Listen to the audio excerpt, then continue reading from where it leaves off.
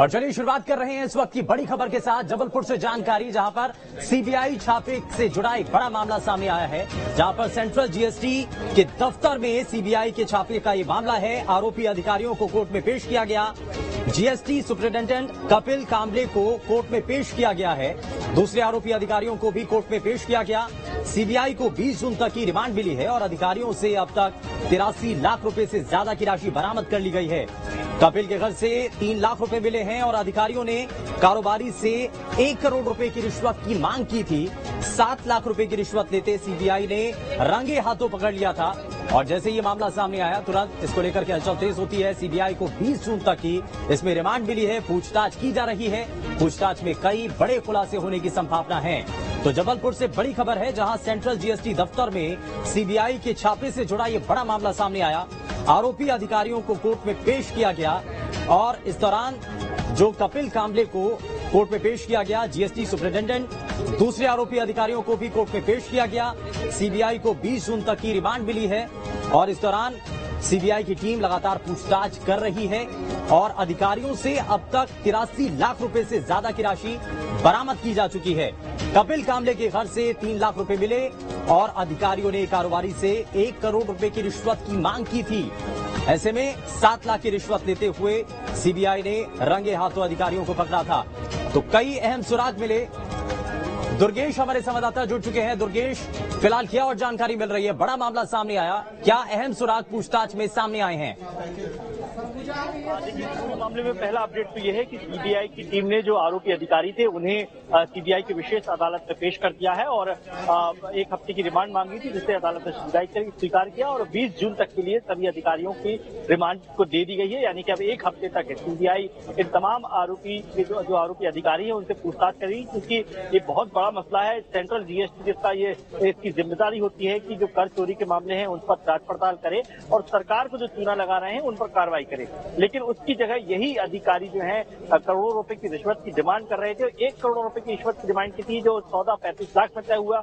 25 लाख रुपए की रकम कारोबारी दे चुका था, लेकिन बाकी रकम के लिए दबाव बनाया जा रहा था, जिस पर सीबीआई को शिकायत की गई और उस शिकायत के आधार पर सीबीआई की टीम ने जब सेंट्रल जीएसटी के दफ्तर में छापा मारा तो 7 लाख रुपए की रकम लेते हुए जो अधिकारी थे वो पकड़ाए गए, जिसमें सुपरिटेंडेंट कपिल कांबले था, जो प्रवीण हाजरी गुप्ता और जैसे तमाम जो 4-5 अधिकारी थे इस पूरे मामले पे, उन्हें के खिलाफ कार्रवाई की गई है। बीती रात जो है 7 घंटे तक तो सेंट्रल जीएसटी के दफ्तर में सीबीआई की टीम ने छापामार कार्रवाई की और इस छापामार कार्रवाई के दौरान 21 लाख रुपए नकद सेंट्रल जीएसटी के ऑफिस में बरामद हुए हैं।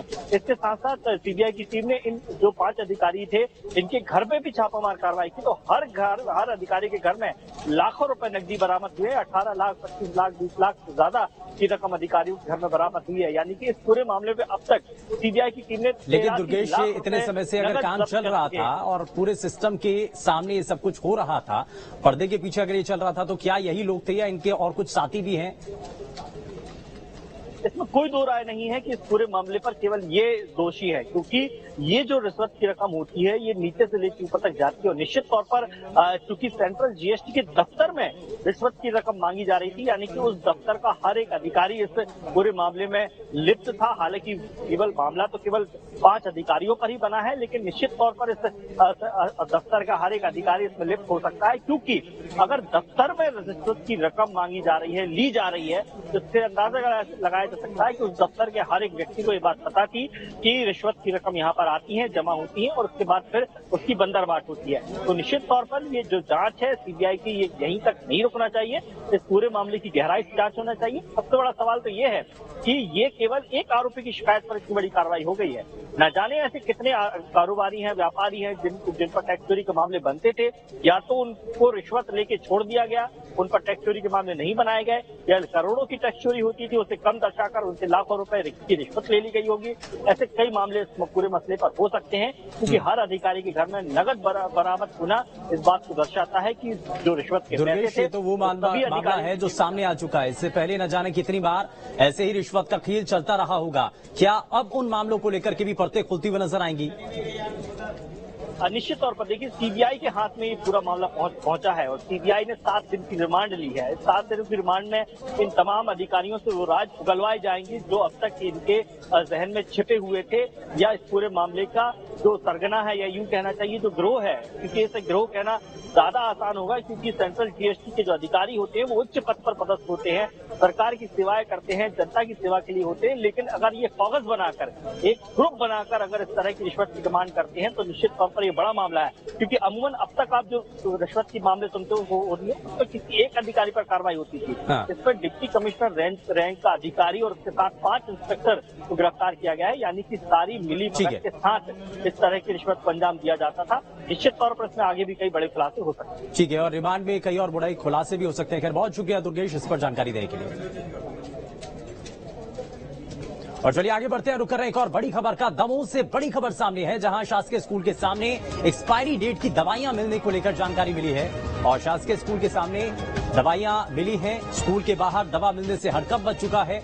वहीं आपको बताएं, परिजनों के साथ जो है वहां पर कई लोग वहां पर से होकर के गुजरते हैं, जिस दौरान इन दवाइयों को लेकर के जानकारी मिलती है। तो स्कूल के बाहर दवा मिलने से हड़कंप मच गया। भारी मात्रा में एक्सपायरी डेट की दवाएं मिली हैं और ड्रग इंस्पेक्टर समेत अधिकारी मौके पर पहुंचे हैं। दवा फेंकने वाले मेडिकल स्टोर संचालक की तलाश अब की जा रही है। तो शासकीय स्कूल के बाहर एक्सपायरी डेट की दवाएं मिली हैं। स्कूल के बाहर एक्सपायरी डेट की दवाएं मिलने से सवाल उठ रहे हैं। स्कूल के बाहर दवा मिलने से हड़कंप मच चुका है। एक्सपायरी डेट की दवाएं हैं और भारी मात्रा में यहां पर एक्सपायरी डेट की दवाएं पड़ी हुई मिली। ड्रग इंस्पेक्टर समेत अधिकारी मौके पर पहुंचे हैं। दवा फेंकने वाले मेडिकल स्टोर संचालक की तलाश अब की जा रही है, छानबीन की जा रही है, देखा जा रहा है कि किसकी लापरवाही है। और एक्सपायरी डेट की दवाइयां यहां पर बड़ी मात्रा में अगर यहां पर पड़ी होती हैं तो आखिर इसके पीछे की वजह क्या है, कौन था जिसने इतनी बड़ी लापरवाही की। दवा फेंकने वाले मेडिकल स्टोर संचालक की तलाश अब की जा रही है। तो ये दमोह से बड़ी खबर, जहां शासकीय स्कूल के बाहर एक्सपायरी डेट की दवाएं मिली हैं और स्कूल के बाहर दवा मिलने से हड़कंप मच गया। भारी मात्रा में एक्सपायरी डेट की ये दवाएं मिली हैं। हालांकि ड्रग इंस्पेक्टर समेत अधिकारी मौके पर पहुंचे हैं। संजय सरवरिया हमारे संवाददाता जुड़ चुके हैं। संजय, क्या अभी तक जानकारी मिल रही है? स्कूल के बाहर एक्सपायरी डेट की दवाएं मिली हैं। जी, मैं आपको बता दूं कि दमोह का एक्सलेंस स्कूल है जिसके बाहर भारी मात्रा में ये एक्सपायरी डेट की दवाएं मिली है। और इस बात को लेकर काफी हड़कंप इसलिए है क्योंकि ये स्कूल है जहां हजारों बच्चे पढ़ने के लिए आते हैं, जहां पर अचानक से अज्ञात शख्सों के द्वारा इस तरह की जो दवाई है उसे फेंका गया है। मामले की जानकारी जब हमारे द्वारा दमोह कलेक्टर मयंक अग्रवाल को दी गई थी, उनके द्वारा जो सीएचएमओ है उनको कार्रवाई के दिशा निर्देश दिए गए थे। इसके बाद प्रशासनिक अमला मौके पर पहुंचा और दवाई को जब्त किया गया है। मामले में कार्रवाई की बात कही जा रही है। ड्रग इंस्पेक्टर जो महिमा जैन है, मेरी उनसे जब बात हुई तो उनका कहना है कि ये देखा जा रहा है, बैच नंबर से मिलाया जा रहा है, किस दवा संचालक के द्वारा इसे फेंका गया है, उसके ऊपर कड़ी कार्रवाई की जाएगी। लेकिन कार्रवाई कब तक हो पाएगी इस बात का जवाब नहीं दे पाएगी। हाँ, लेकिन इसमें लापरवाही जरूर है। और किस स्टोर से ये यहाँ पर ये दवाइयां पहुंचती हैं, इसको लेकर के हालांकि छानबीन भी की जा रही है। अभी कुछ चीजें ऐसी मिली हैं, कुछ सबूत ऐसे इकट्ठा हुए हैं क्या? जी, मैं आपको बता दूं कि एक वीडियो लोगों के द्वारा दिया जा रहा है जिसमें 2 व्यक्ति दिख रहे हैं कि उनके द्वारा दवा फेंकी गई, लेकिन स्पष्ट नहीं है कि वो दवा फेंकने आए थे या कुछ, क्योंकि उनके हाथ में एक कार्टून नजर आ रहा है। इसलिए लोग बता रहे हैं कि हो सकता है ये वही लोग हों, लेकिन अभी इस बात की पुष्टि नहीं हुई है। फिलहाल दवाई को जब्त करने के साथ जो बैच नंबर है उससे ये मिलान किया जा रहा है कि किस मेडिकल स्टोर से इस दवा को यहाँ पर फेंका गया है।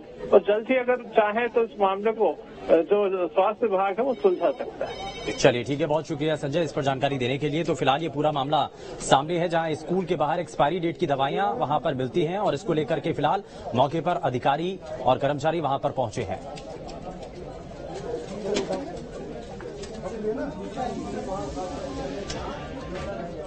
और सरगुजा से बड़ी जानकारी, जहां पर वाटरफॉल में गिरने से एक युवती की मौत हो गई है। और इस दौरान ये बड़ी जानकारी मिल रही है सरगुजा से, जहां वाटरफॉल में डूबने से एक युवती की मौत हो गई है। पैर